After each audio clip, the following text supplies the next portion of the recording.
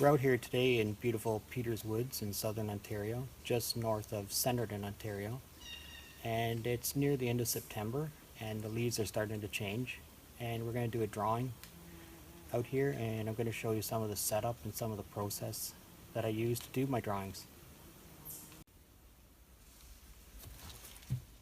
So I'm working today on a piece of white Stonehenge paper with my black Sharpie, and I'm going to be looking at this dry creek bed and this beech tree and how the beech tree is coming up out of these rocks down here.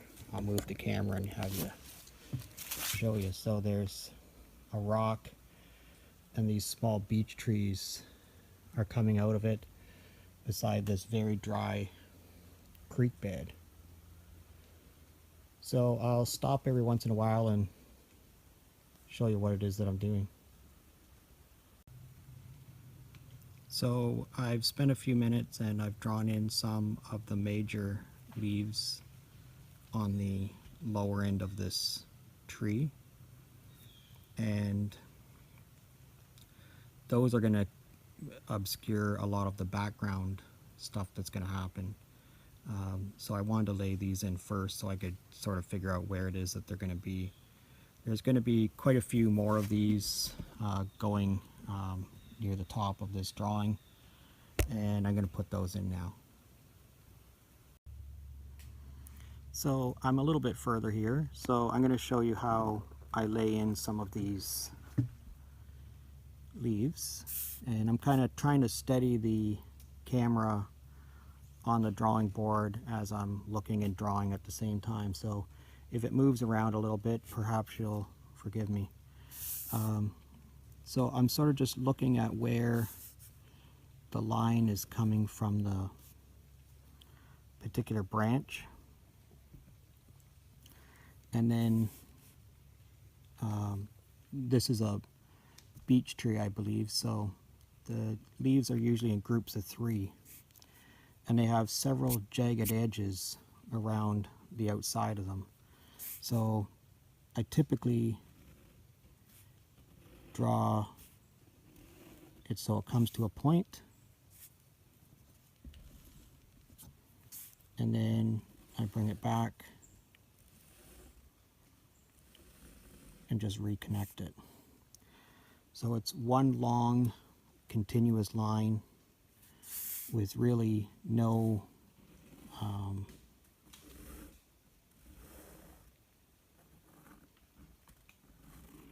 point that I'm stopping. And I'm just trying to come back to the original spot that I start. So I'll show it to you once again. So this one's going to come out behind this leaf and come back and disappear behind that other leaf.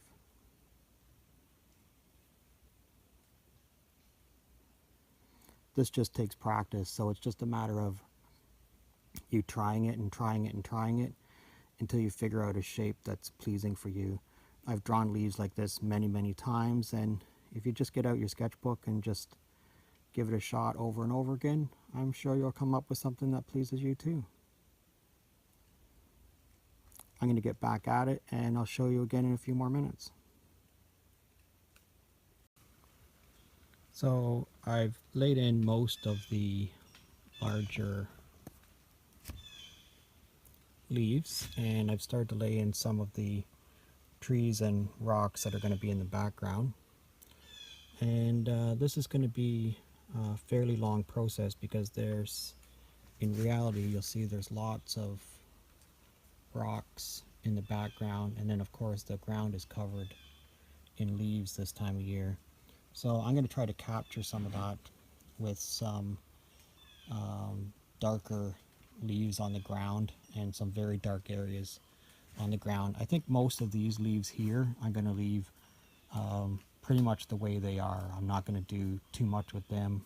Everything that's going to happen in the background is going to be much darker, but all these leaves I'm going to just leave as white space, which means the majority of the background is going to be very dark. And since I'm working with pen, I'm going to work in a lot of cross hatching. So I'll show you again in a few more minutes. So for about the last 10 or 15 minutes, I've been laying in where these smaller branches are going to be underneath the tree, and this tree trunk here, and this tree trunk that's coming up along the side, which is actually the tree trunk for the main. All of these leaves here actually come off this tree trunk, so but in this drawing you're not going to see where they come across on the top. So this is sort of the level of detail that I'm going to be looking at, getting underneath all of this foliage here. So the more foliage, obviously, the less you have to worry about all this small detail. So I think I might actually put in across the top here some more of those leaves to try to suck up some more of this white space and keep what I have to do in detail to a minimum. Of course, that's an edit, so that's a part of the artist's choice. Is I'm going to choose to make more leaves up here, so I have to do less detail later. Okay, I'll check back in a few minutes with you. So I'm working away here on some of this foreground, putting in some stippling for where the dried riverbed would be and some of the rocks in the background. And I'm leaving these leaves just as white space. Up here I'm putting in some of the trees that are going to be in the far background, but again I'm just stippling these in very lightly for now. Some other trees that are in the background. So there's a ridge that goes across here. So again, I've stippled that in. I'll back up a little bit so you can have a better look. Down here, this is going to be a lot of the darker area of this drawing. So I've started to just cross hatch in a little bit of it, just to give myself some idea of where the darker part of this piece is going to be. So this is a really good idea. Instead of I'm probably not going to get to finish this drawing here. I'm probably going to take this drawing with me. I'm probably going to be maybe another 10 hours to complete it, and so I wouldn't get that much time in one sitting on one day. But if you look up here, there's sort of a very high ridge that goes across, and then down here is the dry riverbed. So I'm just stippling in that ridge that goes all the way across here. And then this is the bridge that I'm standing on.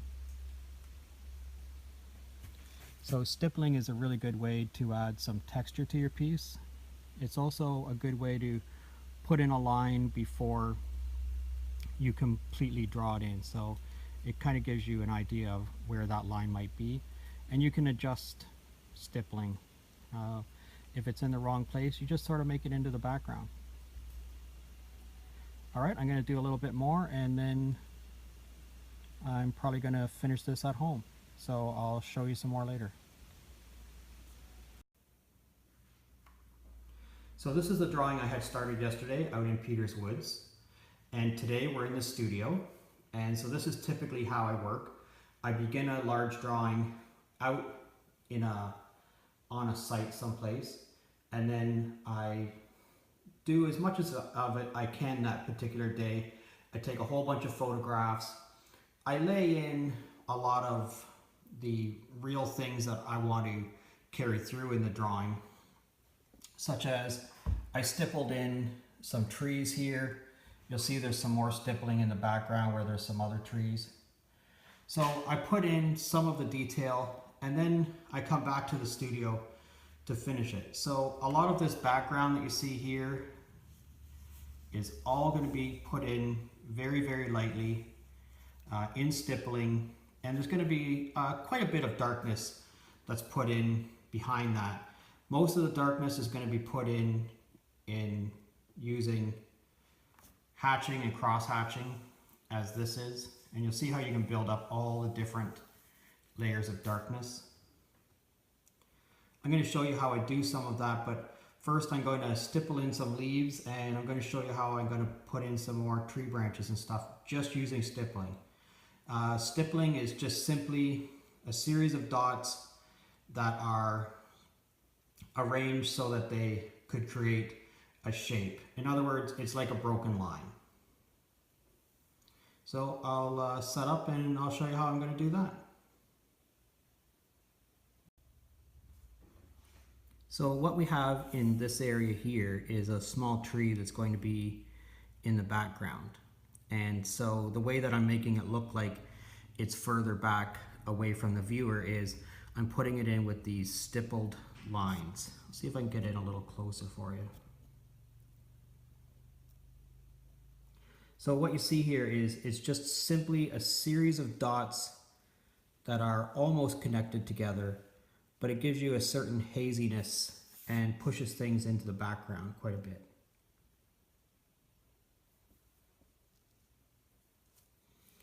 So I'll see if I can do some of this to show you what it is that I'm talking about. It's sort of like a sewing machine motion almost. And if I wanted to put in some leaves, I'm just going to simply go around in a circle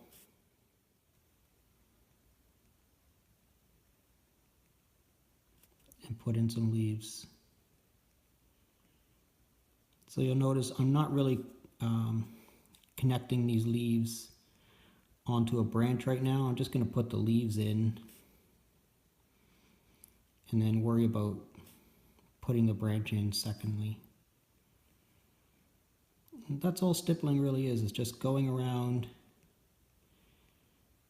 whatever the thing is that you want to build and just putting some lines that are, or I should say some dots that are fairly close together.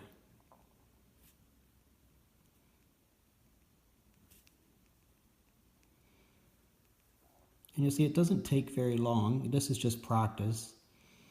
I've practiced this thousands of times, and in my sketchbook you would see that I still practice this. So if I want to put a branch in now, I'm just going to simply put in a little bit of a line.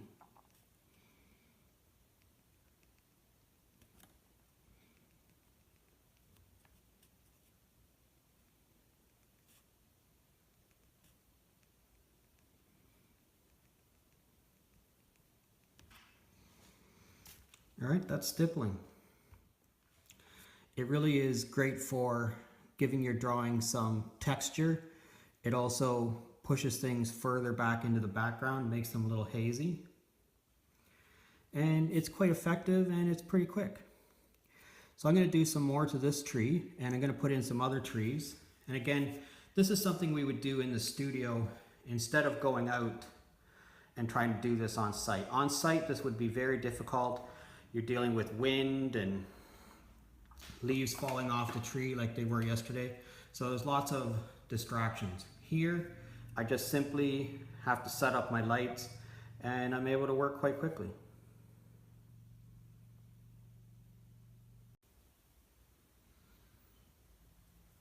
All right, so you'll see I have the drawing upside down because I'm working on the top part, and I'm currently working on making some dark areas, so there's some different levels of contrast from these slightly lighter leaves. So I've been putting in some darker leaves, and the way I'm doing this, because it's all in stippling, I'm just putting the stipples very close together so that it's almost creating a complete circle for each one of these.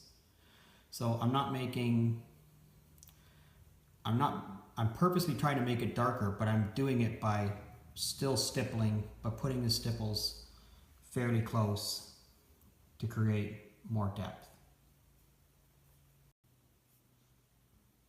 So once again, I have the drawing upside down, and I'm going to show you, I'm going to make, I have some of this stippling here, which is quite dark. The stipples are very close together. I'm going to do some darkness on the bottom of these trees.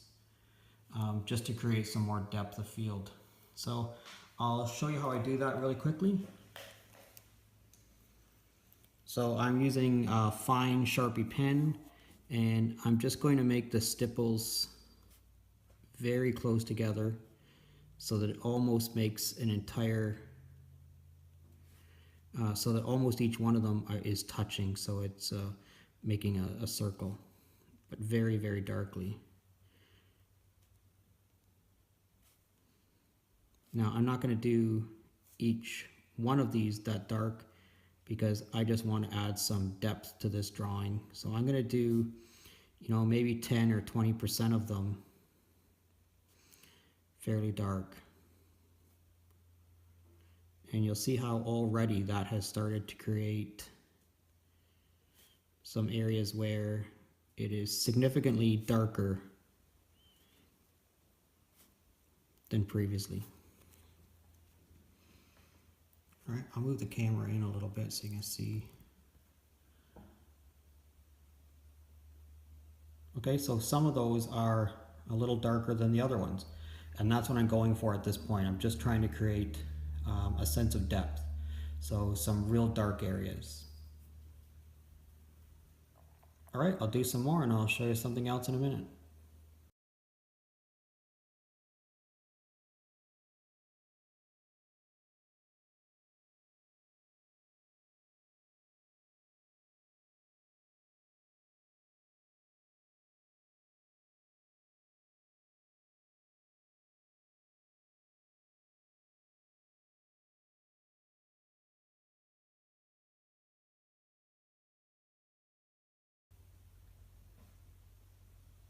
So this is the finished product. You'll see that all of the white space of the leaves that I did when I was out in Peter's Woods have not changed. They are still just the white space. And I've really built up a lot of darkness with the stippling. If you're looking for any of the products that I used, you'll find them in the description below. If you like this video, please click like, and better yet, subscribe to my channel and you'll get every video that I post. So thanks for watching, and I hope you'll join me again.